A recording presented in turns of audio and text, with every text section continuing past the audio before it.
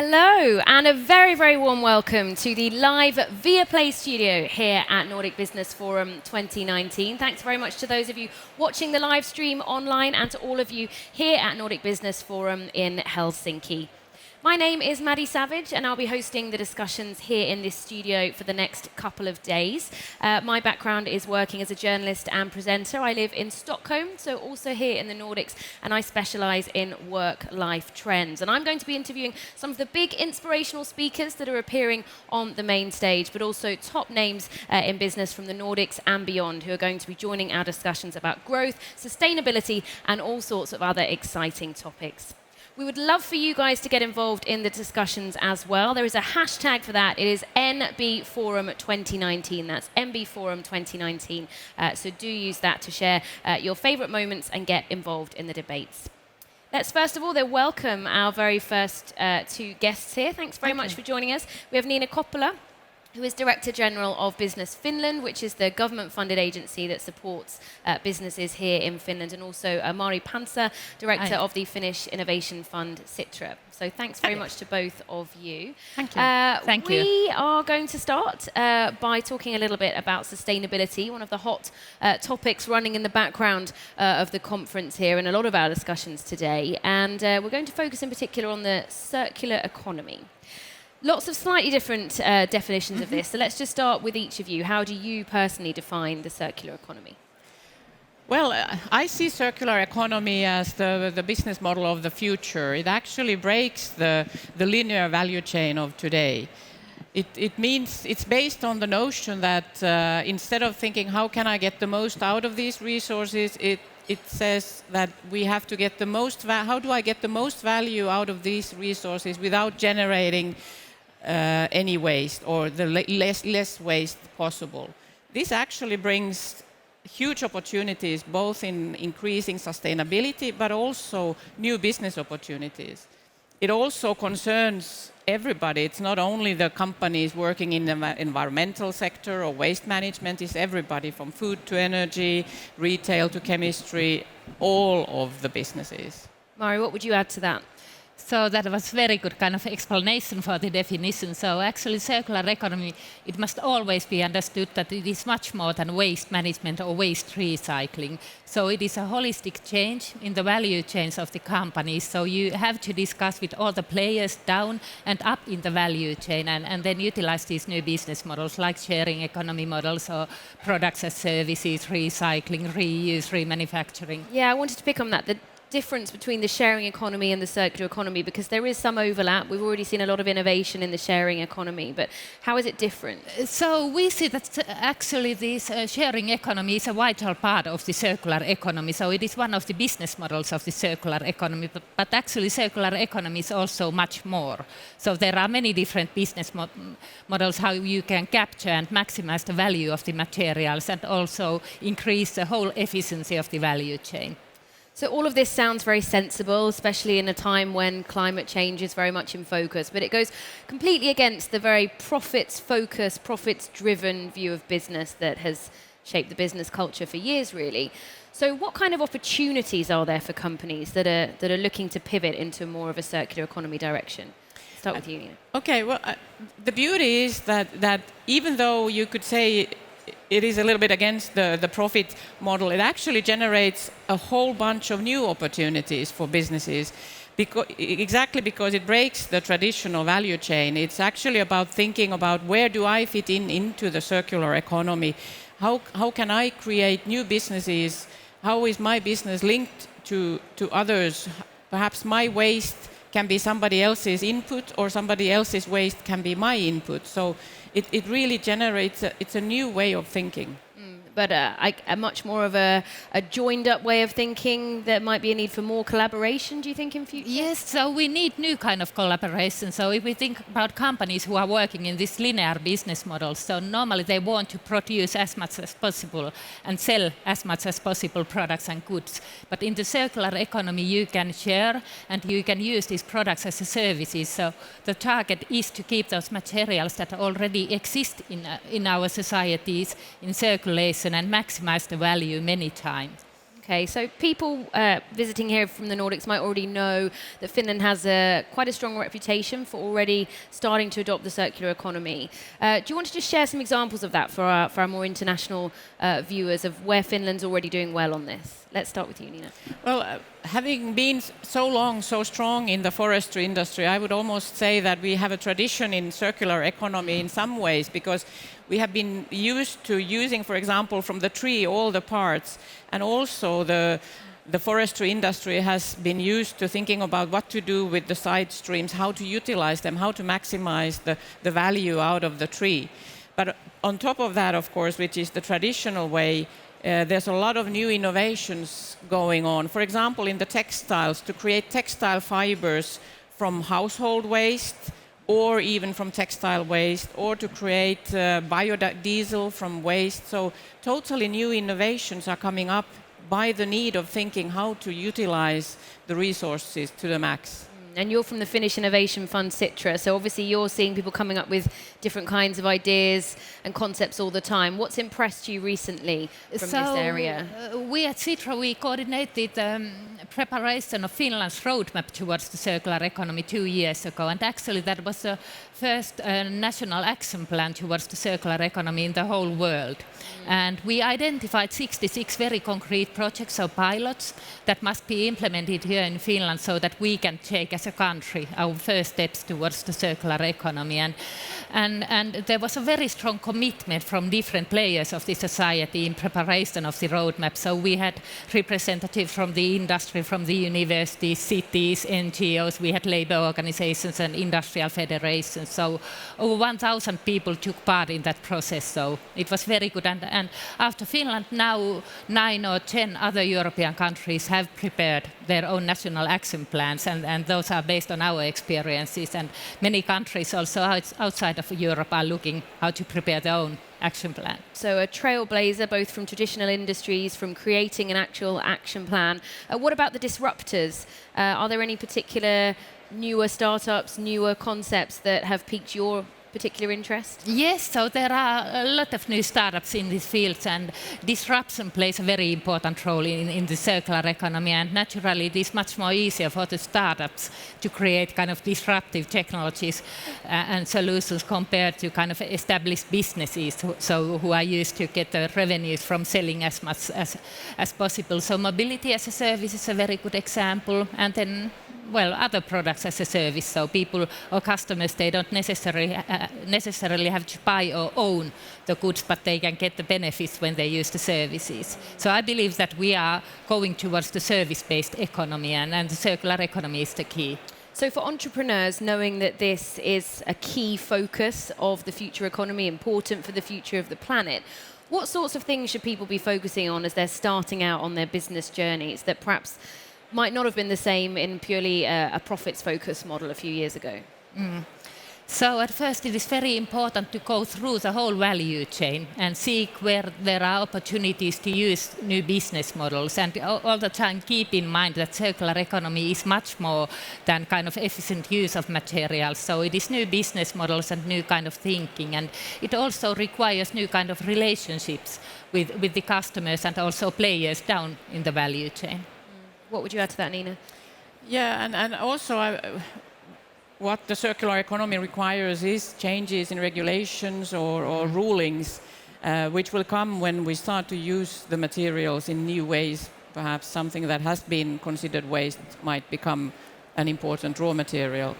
But I also see that companies can be helped by players like we represent here, because, for example, in Business Finland we have a biocircular program where we will put a lot of money, 150 million euros, to fund initiatives that are based on this, and also helping companies to create these connections we were talking about. So startups with larger companies to assist in creating these kind of ecosystems that are needed for everybody to be able to share, as we said here, share the thoughts, share the thinking, and share the materials. So it sounds like you're working very hard to have these tools and services available, but obviously there are going to be challenges. What are the challenges that are specific to these kind of business models? So it requires a change in your mindset. So especially if you are working in an established company and you have always got your revenues from the linear business model, so it really needs disruptive thinking. Exactly, because the old model is take, make, waste. And now you have to turn it around, that everything turns around all the time. So you really have to change your thinking. And as I said earlier, you have to change regulations, you have to change your cooperation models, and also consumers have to change their ways because of new kinds of services or ways of operating for consumers, like the mobility as a service. So it really concerns everybody. Yeah, it's interesting that you list those 3 layers, because we're often hearing about what we can do as consumers to improve our lives. Then some people say, well, it's up to the companies to sort it out, and other people are saying it's governments. And what you're essentially saying is it's 3 layers. It is 3 layers. I do believe we as consumers have an important role, but also obviously the other players, the companies, and also the regulators, the state. What do you think can be done when it comes to big business to improve things, to encourage them to focus a little bit less on the profit margin and a little bit more on the future? For me, it's actually expanding your profit margin, because every company that takes, makes and waste, they have waste to get rid of, and today it costs to get rid of waste. So it is actually a new kind of a profit stream that can be generated if we just think a little bit broader. Shifting the mindset. Yes, circular economy actually is a very good kind of business opportunity. So, for example, the European Commission has calculated that the European companies can achieve 600 billion net savings every year when adopting circular economy business models instead of this linear business. And then we must also keep in mind that if we really want to tackle the climate change, then circular economy is a necessity, because 50% of the global air emissions come from extraction and processing of natural resources. So we must simply make better use of those materials that already exist in our societies. Okay, let's wrap up looking a bit more positively about the potential. What are you both most excited about in this sector? I mean, you talked a little bit about mobility, and that's already something that's had a big impact. But what are the other spheres where we could see the circular economy really playing a bigger role in the future? If we take even a little bit more higher view on it, I think this is so exciting because it is 2 big challenges that are improved. It is the climate change that certainly is touching all of us today. It is the means to combat that, but at the same time taking care of new profit streams. So it's not the climate versus profit, it's both. And I believe that is the most exciting about this. Mari, what would you add? So circular economy touches all sectors and all players of the society. So I see that these circular cities are very kind of interesting and kind of very fascinating future for us, because in the circular cities where you can get your products as services, so life will be much more convenient, it will be easier, and it can even be cheaper for the consumers. And you say you're getting a lot of interest from other countries that are trying to copy what Finland's already up to. Can you tell us a bit about that? Yes, so it is very important that we look at the circular economy transition globally, because no country or no actor can make the transition towards the circular economy alone, because the material value chains, they are global. But there are huge opportunities. So today only 9% of the extracted materials remain in circulation. So we have this 91% possibility to increase our revenues and also sustain the nature. Any final message for other countries that aren't quite keeping up with Finland yet? I think it's worth the journey. I believe that is, and it creates for more happy constituents in a country if the companies focus on this. Great. Wonderful to have you here as our first guest. Thank you ever so much. Nina Kopola from Business Finland, and also Mari Pantsar from the Finnish Innovation Fund Sitra. Thanks very much. Thank you very much. So much. Thank you. So, thank you very much to the audience for our very first discussion of the day. Thanks for being engaged. And as I mentioned before, the hashtag is nbforum 2019, and we'd love those of you watching on the live stream to get involved with that as well. Pick up on your favorite comments from our speakers and also get involved in the discussions. If you disagree with anything that's being said here on the Viaplay stage as well, we really want to get a lively debate going there. Our next guest has just stepped into place, so I'm just going to tell you a little bit about him. He's on the board of one of the leading cruise and travel companies in the region, Tallink.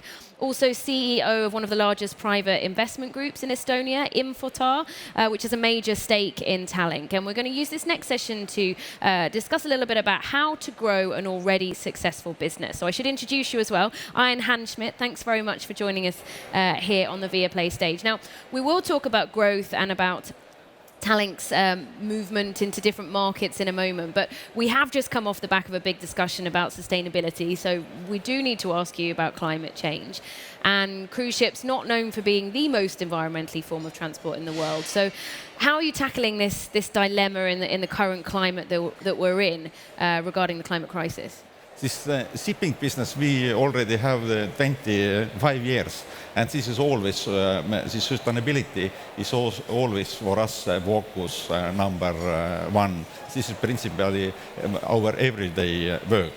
And investment company in Fortar, we have two big investments. One is the Tallink Silja, and second is Elenger.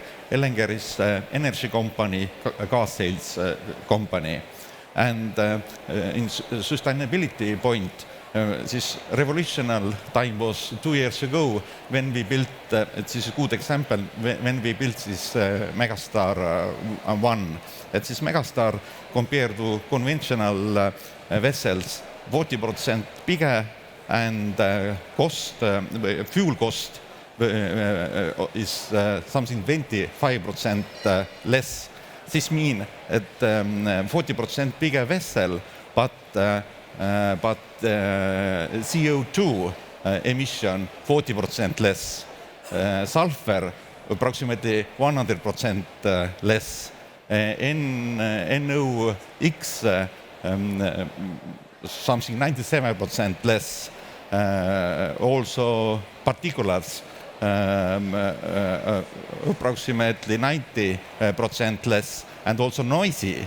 This is 40% less noisy. This is Megastar 1 built in Turku shipyard, and this is very modern. And thanks for that this is in LNG, used LNG engine, Wärtsilä engines. Thanks for that this efficiency is so high, and this is, thanks for that this is really to use in marine business, in shipping business, to use this LNG. This is very revolutionary. And first step we use this natural gas, LNG, liquid natural gas, and second step we can use this bio natural gas, bio LNG. Okay, so to summarize, you've got a number of different elements there. In principle, it's possible to be in future year 2050, like our goal, to be CO2 neutral. I think thanks for this technical innovation. Okay, so just picking up on that, because I know not everyone can hear completely clearly what you're saying, just because we're in a sort of a noisy room here. So you say that you have been trying to tackle emissions, both in terms of noise and in terms of CO2 emissions, using natural gas on some of your ships.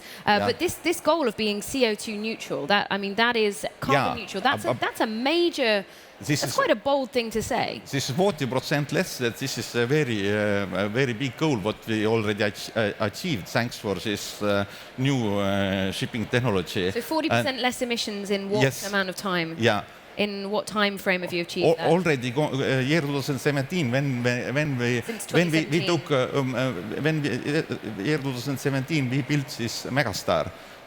And what is ship between Helsinki and Tallinn, and in the past we had this ordinary fuel, or conventional fuel, Star, and this Megastar 40% bigger, but CO2 emission 40% less compared to ordinary vessel.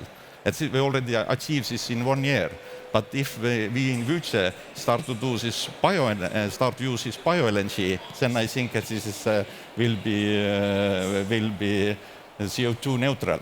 Okay, I mean, it does sound like a big challenge, though. Yes. What will be the potential stumbling blocks and things you need to think about along the way?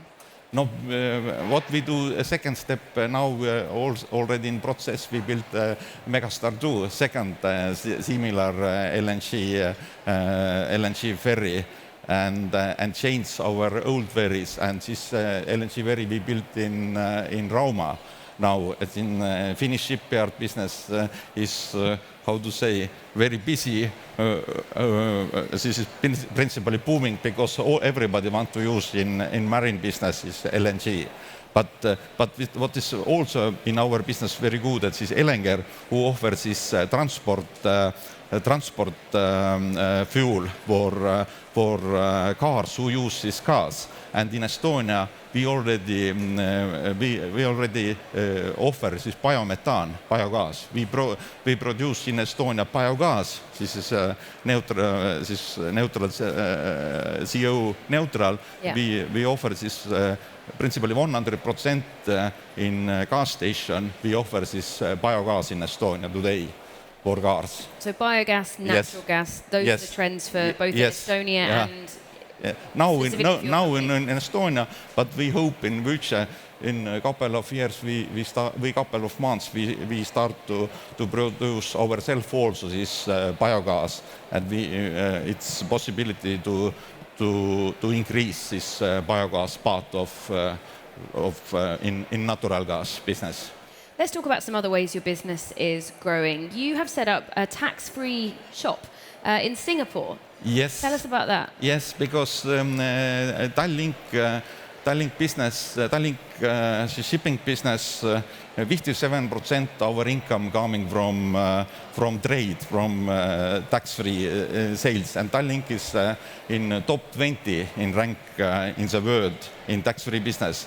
And last 10 years, our turnover was approximately 1 billion euros, and we didn't saw how to increase here in business in Baltic states.